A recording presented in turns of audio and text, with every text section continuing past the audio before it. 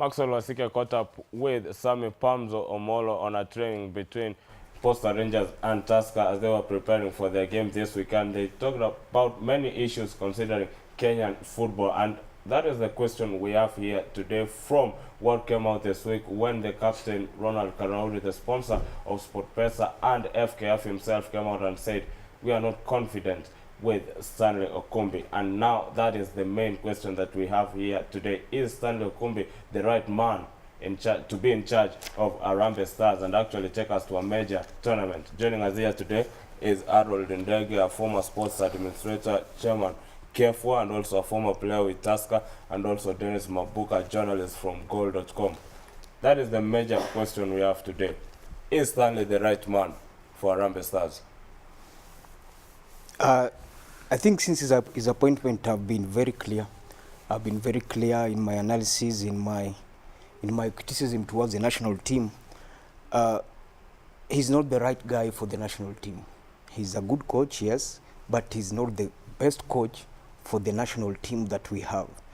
I've listened to the federation chief giving a lot of reasons as to why they settled to Stanley Okumbi. And if you look at one of the reasons, he talked about going for instead of going for a foreign coach who will cost us a lot of money, it's better we go for a local coach who will maybe cost us maybe 10 times low of whatever the foreign coach will cost us. But the issue is not about a coach being foreign or local. The issue is about having a coach who is qualified. A qualified coach. Does Okumbi tick those boxes of a qualified coach? Okay. Let me take an example. If you look at his performances when he was the head coach at Mathare United, how many times did he go past the 39-point mark? How many times?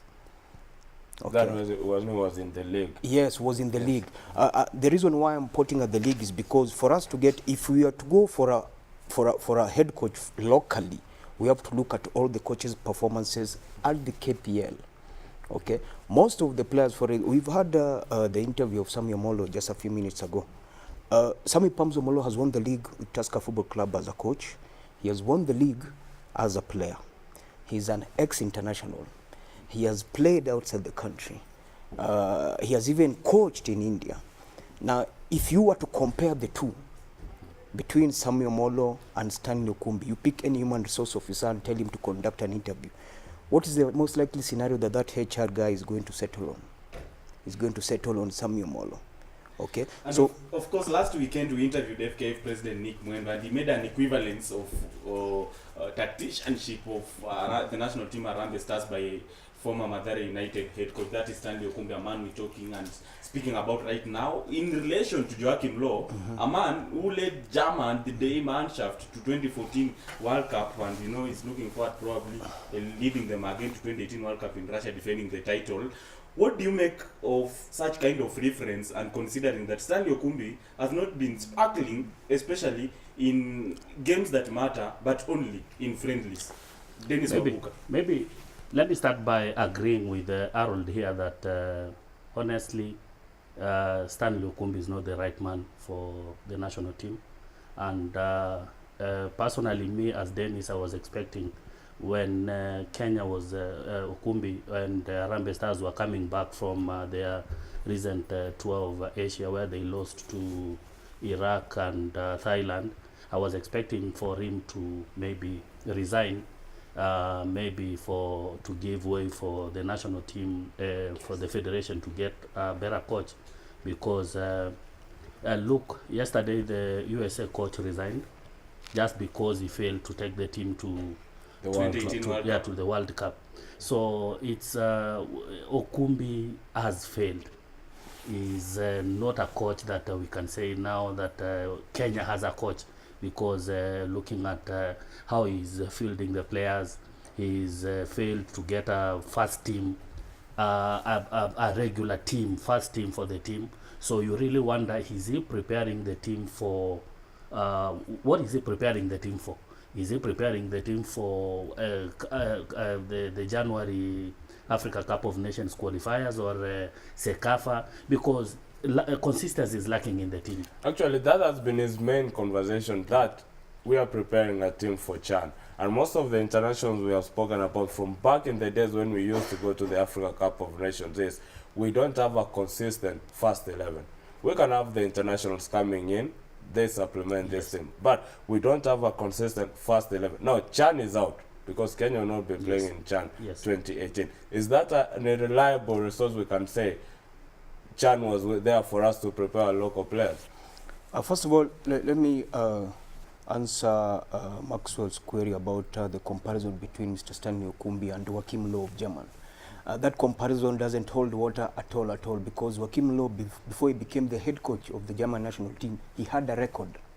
Okay, Joachim Low, he has coached in German local football clubs. Yes. He has coached in Turkey. He has coached in Austria. And before he was promoted to be the head coach of the German national team, he was an understudy of Jürgen Klinsmann for almost 3 years. Okay, and they went to the World Cup up to the semi-finals. Him being an understudy, an assistant coach to Jürgen Klinsmann. Mr. Stanley Okumbi does not have any record of that particular magnitude. Mr. Stanley Okumbi has never finished even within the top 8 of the Kenya Premier League. He has not won the league. He has not played Sekafa. He has not played the Champions League. So continentally in Africa, he's got zero experience apart from the experience of losing when it comes to the national team Harambee Stars. Coming to his query with regards to the preparations of CHAN is gone right now. But what plan does the federation have for the national team? Because I've been asking this question every time.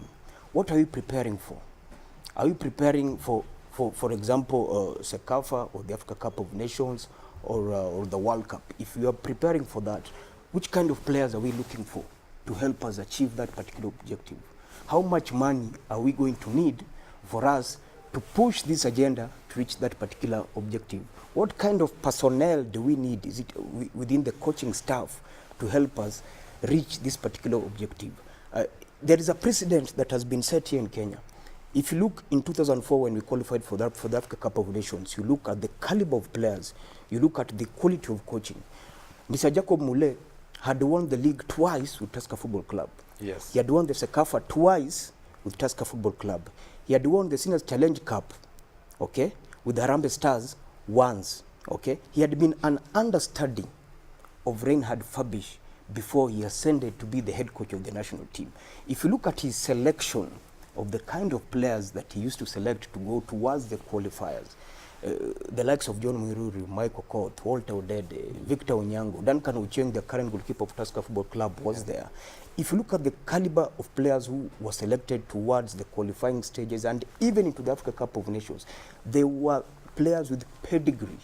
At this particular juncture, a player scores 3-4 goals in the KPL league is being called into the national team. And now, he's actually over to you now. Of course, you have vast experience in sports journalism, and what do you make of the entire technical bench of the Harambee Stars? We've seen the former internationals, Musa Otieno, and James Kamau also, who is in charge of our youth, are also on the technical bench. Do you think they have impacted enough to the technical bench to inspire the team to perform? Honestly, no, not at all, because like I told you, like Harold has said, is you look at who is at the top and who is below you. So if you look at Okumbi, like Harold has said, Okumbi doesn't have the credentials to handle the national team. That one is 100% out. So Musa Otieno, yes, because he's an ex-international. Musa has he's played at the big stage for Santos in South Africa, and he coached in Santos actually after he retired playing football. Then he came to Kenya to be the assistant coach to Okumbi. But all said and done, we don't have to look at who is below Okumbi and who is above Okumbi. The most important thing here is the people. Okumbi and his team, honestly, they failed because they can't win matches. What they are giving us are draws, and if we really try is what we get is a draw. So to me, honestly, I don't think that they deserve to be in the office. Dennis, let's listen into what the president of Football Kenya Federation, Nick Mwendwa, has said. Then we can go on with this conversation. Stanley Okumbi. And the conversation about Okumbi, there is a group of people that are obsessed with firings of coaches. All right? And it doesn't work. Joachim Low has been coaching Germany for how many years? 2006 is when he came on board. I'm sorry. I have a problem with some of the thinking. Yes, I want to analyze performances. And I have said many times, Robert, at the point when we shall conclude that Okumbi is unable to do the job, he will go. But I never took office to come and say that we are going to win AFCON. In fact, Max, if you remember, because you interviewed me many times in my campaigns, I never even promised 2019 Cup of Nations. And you can go and look through your archive. I never did. And Robert, if you remember, I never did. Because I knew it's a challenge. Of course, we have a chance. And we will keep working and trying. Do we want to develop this group of coaches who have never been developed to become world-renowned, international-level coaches, local resource?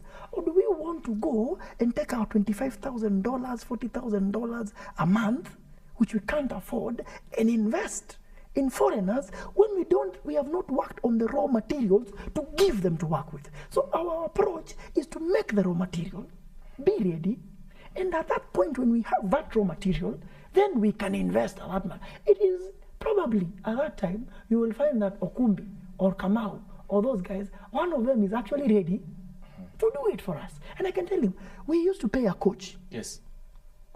Coaches who never performed anywhere near Okumbi. We used to pay them $3 million a month. And Yes. the stats are there, Robert. I'm not talking. They have not won 10 matches. The stats are there. The statistics are there. Yeah. Now, we are paying today a fraction of our budget for a proper, decent performance. Of course, in football, from time to time we will have a setback, but we'll continue to review. If Okumbi we find we are doing Sekafa, we are coming up to this critical match, and we feel they cannot perform, then we will find a solution to it. But this idea of some people who are, I think some of them are drunk with the issue of every time fire coach, it is not our philosophy. And if you look at where I've come from, actually, and the clubs that I've run, we don't wake up in the morning and fire coaches like that because we do not believe that is the philosophy we should be having. And as a nation, I do not think that's what we want to do. So that's Okumbi's question. Yes. And so we move on to the issue of Mafro. Mafro, and this is a point I want to be very clear about, and Robert, is very important. We have a problem as a country, not just a country in Africa. Yes. Adidas, Nike, Puma, they do not want to touch a nation that is below number 30, number 40. In the FIFA rankings. They don't want to touch, that is one. Yeah. Two, they also do not want to touch a country where replicas are sold, but where there is a culture of manufacturing them on River Road. So tell me, Nick, don't come to us because you guys make Puma on River Road. So the bigger brands, they walked away. The mid-tier brands, which is your Jomas, your Ereas, all these guys, we went to them. And when we approach them, we say, okay, we will kit your Harambee Stars national team. But the other teams, all of them, remember, we have 7 teams. So they want to kit Harambee Stars, then we buy for all the other 7. You see, that doesn't work. Yeah. Because, let me tell you, we need 600 pieces of kit for every team. 600 pieces of kit for every team. So we are looking for a sponsor who can at least dress all our teams. And so Zambia had signed up Mafro. Zimbabwe had signed up Mafro. Yes. They recommended to us. Say, this is a good guy, he's coming up, he can do this and sell replicas. So we signed them up. But the guy didn't have what it takes because he got Sierra Leone, Zimbabwe, Zambia, Kenya very quickly, didn't have what it takes. And we didn't know. Because Mwendwa Football Kenya Federation President speaking exclusively to the touchline last weekend on Saturday, of course, talking about the ability of Harambee Stars tactician Stanley Okumbi to continue discharging his services in the same capacity, looking forward to his bid and, hope of Kenya making it to 2022 World Cup in Qatar. And of course, 2018 AFCON qualifiers, of course, they look set to play Black Stars of Ghana in March next year. What do you make, of course, joining us on set for the first time, Edward Bindi, another sports journalist. What do you make of Mwendwa's sentiments? First of all, thank you for inviting me for this session. Personally, my view is Mr. Nick Mwenda has a good vision for Harambee Stars, but unfortunately, the way he's carrying on to the way he's doing things is not aligned to what he wants to achieve. Because if you want to achieve something, basically what you need to do is put right structures into place. And putting right structures into place corresponds to putting in the right people to do the job. So according to me, that vision is just a vision if he's not going to implement it in the right way. Harold, if you are vigilant and cautious enough, is trying to say that previous tacticians came on board and got paid exorbitant amount of money, but they don't deliver, unlike Stanley Okumbi's man, who is getting paid, the average amount of money, probably 500,000 Kenyan shillings monthly, but is delivering according to the president of FKF. What do you think? Well, it depends with how we comprehend the word delivery. Because as far as I'm concerned, in the official matches, which are 5, 2 against Guinea-Bissau, 1 against Sierra Leone, 1 against Zambia, 1 against Congo in Kasarani. He lost 3, he drew 1, he lost 1. That's a 20% winning rate. In official matches, 20% winning rate. In football, the friendly matches are not counted. Friendly matches are used as preparation to formal or stroke official matches. For example, I used to play for Tusker Football Club. I won 2 league titles, okay? But every Wednesday we used to play a friendly match. There is nowhere in the official KPL portal or register that will show Tusker Football Club were playing friendly matches every Wednesday, and these are the results, and this is why they won the league. It is the official matches that count. Friendly matches do not count. A coach is only judged with the official matches that he has performed, for the simple reason that there is a very huge difference between a friendly match and an official match. Okay, the tension is different, the preparation is different, the psychology is different, the refereeing is different, the fans, the way they react to a friendly match and an official match is different.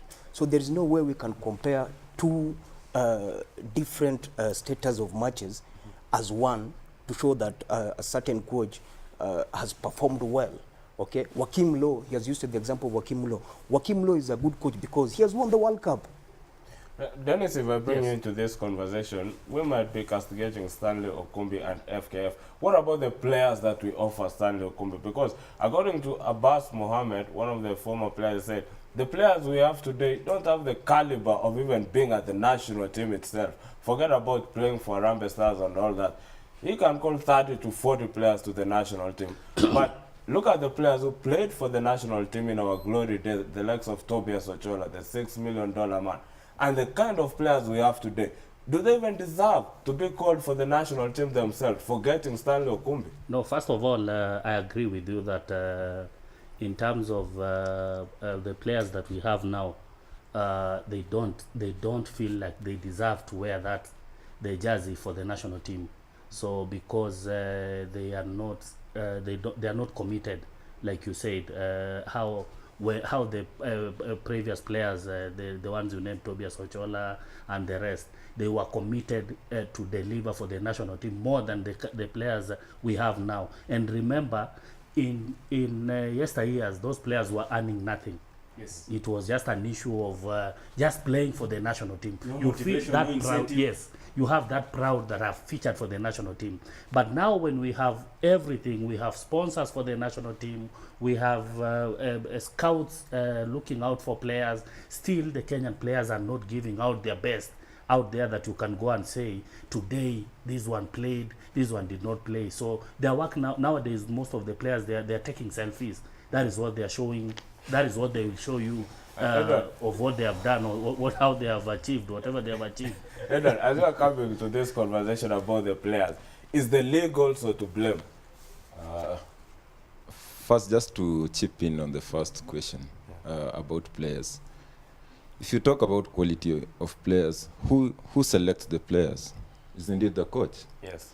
Again, we have the likes of Wanyama, plays in the best league in the world. You have Michael Olunga, Michael playing Olunga for now Girona. playing for Girona in Spain. We have the likes of Calabar, In Zambia. Owino, and Jesse Were Akumu playing in Zambia, and they played at the highest tournament in African football. Yes. So if you tell me that we don't have the type of players or the caliber of players to compete at the highest level, then according to me, that is just a mere excuse. Because how do you gauge player performance, or how the way we say kujituma? If, for example, if I'm going for a match today, I'm not motivated. I look at my coach and compare the type of coach handling me to the coach handling me at the club level. And I feel like, okay, it's not right, yes, but there is that feeling that, okay, my coach is not good enough, or whichever way it is. Or if your coach is good enough, but you feel he's working under certain instructions, he's not himself. Because personally, I feel the technical bench is not working on their own. They are working under someone's instructions. Because you see some players who are being called at the national team, sometimes it begs, you question a lot if you see some players being called and others are not being They called. don't deserve being included in Some the players national are team called squad. who don't deserve to be in the national team. Now, So Aaron it's Ndege, their own probably problem. I bring you to this conversation in reference to what Edward is saying. What have been the major failing points of Stanley Okumbi? Is it lacking to stamp authority on the touchline? Is it, team selection? Of course, something that has also elicited mixed reactions on social media platforms from Kenyan football followers, saying that probably Okumbi is being influenced by one of the top honchos when it comes to matter selection of players. What have been his shortcomings? I think from the word go, we said that the guy is not qualified for that particular job. And the reason we said that is because you need a certain amount of experience for you to be able to handle a certain pedigree of players, for you to be able to handle a certain pedigree of international matches. If Okumbi had gone through the steps of playing in the league, winning the league, playing in the Champions League, playing in the club Sekafa, he could have understood the kind of players that he needs at the national team. He could have understood how to prepare players for national duties. For the simple reason, playing Ghana and playing Ethiopia is not the same. It's not the same. The preparation is different. These two teams have got different quality of players. Technically, they are different. Physically, they are different. The environment in those two particular nations is different. Okay, the way the fans will react is different. Okay, so if he has not been there, then how does he know how to prepare these players? Secondly, and I've said this one, I'll come to the defense of the players, because I've seen a lot of people blaming the players. There is no way you'll expect me to perform at my level best and I've not been motivated. I'll give an example. If you call a player from Tusker Football Club or Gor Mahia, okay, into the national team, at Tusker Football Club, the match allowances is 10,000 Kenya shillings. You win 10,000 Kenya shillings. 10,000 Kenya shillings. At Harambee Stars, okay, you get called into camp, okay, if you don't make it into the first 18, you have 0 Kenya shillings. 0. If you make it into the first 18, you're paid 750 from the federation. Now, I'm a Tusker Football Club player. I get 10,000 Kenya shillings. Then I come into the national team where I expect even to get triple that. I get paid 750. Where do you think my allegiance will fall? And you are told to be patriotic to the national team. Patriotism does not pay the bills. Football is a business. Football is a career. Most of these players have got nothing else to do. The only thing they know how to do is to play football using their feet. Yeah. So if you tell somebody to come and play for Mr. Stanley Okumbi, who maybe makes 500,000 Kenya shillings in a month, and Mr. Okumbi just stands by there seeing his players being paid, even the likes of Wakina, Victor Wanyama or Michael Lunga, they don't have money issues. But the issue is that of respect. How do you treat me as a player? Do I feel like I'm wanted in this particular squad? Do I feel like I want to play for this particular coach? Secondly, in modern day football, it's not only about tactics and techniques, it's about the personality of the head coach. You look at Pep Guardiola, Jose Mourinho, retired Sir Alex Ferguson, Jurgen Klopp. It's their personality. He walks into a dressing room, he will listen to that guy when he talks. I look at Mr. Stanley Okumbi, number one, he doesn't have that experience at the international level. And most of these players, the Olungas, Wanyamas, Calabas, whereas they have more experience than him at the international level. Do you think they will listen to him? So no command? He doesn't have that respect of this. And I've seen a WhatsApp conversation where senior players are talking about his tactics. Dressing room tactics. Okay, and they're laughing it off. Okay, and that's why we keep on saying, if you don't get the right personnel at the top, there'll be a ripple effect going towards the bottom. And that's why we even see the selection of some of the players is questionable, because the coach himself does not understand the caliber of players he needs to use at the national level. At some point we talked about the assistant coaches. An assistant coach is just that. Yeah. An assistant coach. Yeah. He just assists the head coach. At the end of the day, the head coach calls the shots. So there is no way we can blame the Musas, the Kamaus, the Ounas. We cannot blame them. They just assist the guy. At the end of the day, he makes the selection. The buck stops at the coach. The buck stops with the head coach. Yeah. So we can't keep on saying that the assistants, that they have this experience, blah, blah. That one doesn't count. And one of the things that the president came out and said, Edward, was, we lack a feeder system to the national team. Under 23 is not functioning, is not that good. Under 20 is not that good.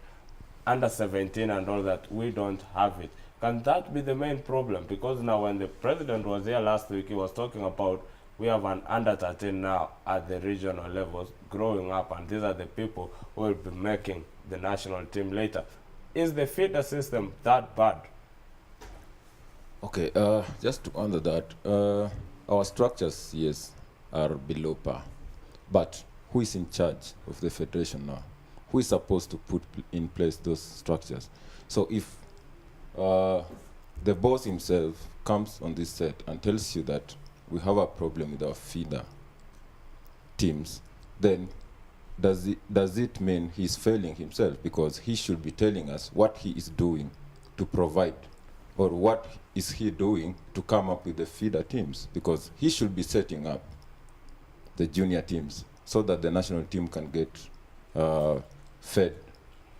But now, if you come here and tell us that we have a problem and this and that, but you are not telling us what you're doing towards it, then you, as a person, you are telling us, I'm not doing enough to improve football. Maybe to add on what Edward has just said, I remember when Nick was campaigning to take over Football Kenya Federation, those were part of his agenda on how we are going to make sure that we have the under 17, under 20, under 23 coming upward. So if Nick himself will just say that we don't have feeders for the national team, and he is the one who took office and promised to make sure that all those systems from grassroots level are functioning, then he's the one who's supposed to answer, such questions. Yeah.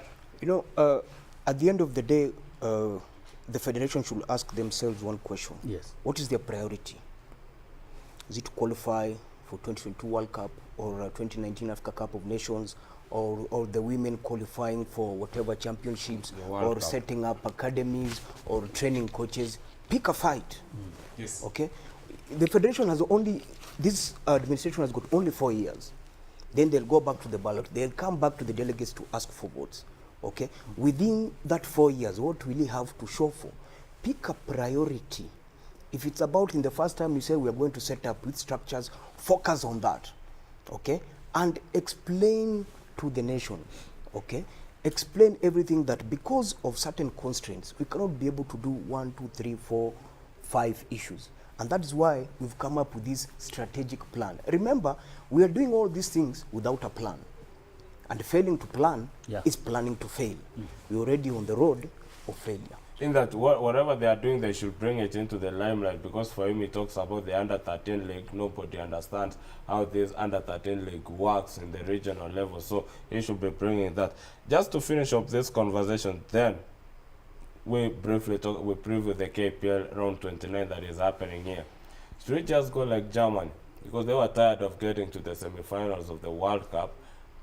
Or let's say back into 1990, before they won it in 2014, it had taken them that long. We just scrap everything off, start from zero.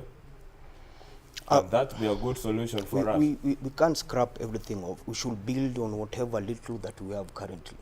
And I've mentioned the word strategic plan. Even at KPL level, we still have the same problems affecting the federation at the national level. At KPL level, there are no structures. There is no agenda. There is no strategic plan that guides KPL, that guides all the other stakeholders. If I have a plan and I say my target is to qualify for 2022 World Cup in these 4 years, okay, I have a plan. It will be easier for me to convince the players that this is my agenda. Okay, these are the kind of players I'm looking for, whether they are technical good or physical good or a combination of both.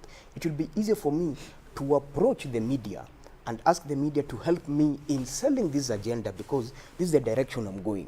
Okay, it will be easier for me to approach the corporates and explain to the corporates that this is the amount of money I need. This is the whole budget that I need. How can you assist in pushing us moving forward? But if we start just saying that our agenda is to qualify for this tournament, our agenda is to set up structures, our agenda is to do this, without a plan of the same, nobody will buy into it. And that's why we see, even the other day, Mr. Karauri mentioned politely that he doesn't believe that the shoes at the national level are fit for Mr. Stanley Okumbi. What he's trying to say is, as a company, as a brand, SportPesa does not want to associate with institutions, number one, that are not winning, number two, that they keep on getting embroiled in unnecessary controversies because they cannot get a qualified coach. Can you see a situation where SportPesa, one of the leading betting platforms locally, pulling out from the partnership with the national team and FKF over the ability of the current head coach, and considering that you made an earlier submission, which is paramount, that some players, omit club national team assignments over preferring club duties because of probably the bonuses they earn at the club level. Now, should sponsor come in and increase the amount being given to our national team players during national assignments? To me, I don't think that SportPesa have reached a situation where they are going to pull out as the officials or as the sponsors of the federation. But what they are trying to raise is what everybody is raising, is what every Kenyan is asking. What they want is they are looking at results. I give you money for me to get back good, yes. So what I need from you, if I'm sponsoring you, is give me good results, and we will continue. But in terms of them pulling out, no. But what Karauru was trying to say is that we are not happy with what is happening, but we don't know how we are supposed to put it to the people. We are not happy. So whatever these guys are doing is give us a good coach that we can so that we can get the results that the team needs. Just to add on what he's saying before, you see what Mr. Karauri simply said is a polite way of telling FKF, please do something. We are not happy at how you are handling the national team. And again, we talk of a vision of qualifying. He talked of something like qualifying 2022 World Cup some time back. Yes, but now, are we seeing anything being done towards qualification? Because look at our junior teams. We have junior teams, yes, but how many times do they go into the camp? What is being done? As in, do they have the qualified personnel? Because if you get a good coach as the head coach of the national team who is experienced enough, he'll come up with a blueprint on what he wants to do. And in his team, as you said, scrapping off is not a best option, but the best option is bringing up younger players and absorbing them slowly into the national team. But look at the players representing us at the national team. We are still recycling the same people day and day. So what we need is to absorb the younger ones one by one, slowly by slowly, and not just any younger player, the ones we feel that are able to play at the national team level. You know, we cannot set an agenda for World Cup 2022 and yet we cannot qualify for lesser tournaments. Are we being ambitious? Like the Africa Cup of Nations or even winning the Sekafa. I mean, it's just ridiculous. You cannot climb a tree from the top. You set targets that you can achieve. We cannot talk about qualifying for World Cup 22 and yet even getting a result against Guinea-Bissau is a problem. Okay, we start from where we are. We start from winning Sekafa. When you win Sekafa, then we start targeting Africa Cup of Nations, qualifying in a systematic way every now and then. Once we get that rhythm, then we start thinking of the World Cup because we only have 6 matches to play. Okay, I've heard people saying Okumbi should be given time. Any coach has only 6 matches to play, whether it's Africa Cup of Nations qualifiers or the World Cup qualifiers. If you don't qualify within those 6 matches, you are out. So there is no time for any coach. If you're just joining us right now, of course, this is the Touchline, a program that comes to you every Saturday, 12 to 2. Maxwell Wasika alongside Robert Osoro, taking you through, keeping you posted with everything with regards to what's happening in sports, both here at home and on international fronts. And of course, we're discussing the ability of Stanley Okumbi, the current Harambee Stars tactician, to continue discharging the services in the same capacity, despite, you know, this position and docket having elicited mixed reactions over his continuation and serving in the same position. And also, we want to discuss about KPL fixtures, of course, entering its home stretch. Gor Mahia looks certain to win their record 16th title. Bana Edward, what do you make of their clash against Mathare United? The Slum Boys also fighting to avoid relegation, and you know, Francis Kimanzi, the man in charge, is buoyant that they can avoid to get relegated. That will be a good match. According to me, personally, I believe it's going to be a good match. Why? Gor Mahia needs 2 wins to win the league, and Mathare is struggling at the bottom of the league. They're actually fighting relegation. So to me, that's going to be a tough match, and I'm looking forward to actually going and watching it live in the stadium. So to me, what Kimanzi needs to tell his boys is just simply tell them to relax, just to hold their nerves, because what will determine the outcome of that match, apart from tactics, is how the players are going to hold themselves. Because if you go into the game with a lot of pressure, then you are going to fumble. And if you fumble against Gor Mahia with the quality of players they have and the tactician they have, you will fall miserably. I think today's match, Gor Mahia Mathare United, actually Gor Mahia need 4 points, not 6 points. They need a win and a draw to be crowned the champion. Yeah, from the remaining 7 matches, they need a 1 win and a draw, so that they win their 16th league title, which is a record actually in terms. But today's match, I think they still stand a chance of winning. They have a good coach. The coach has not lost a match since they took charge in July. It's actually, I think, 11 matches so far. He is unbeaten. So I'm suspecting a 2-0 win for Gor Mahia.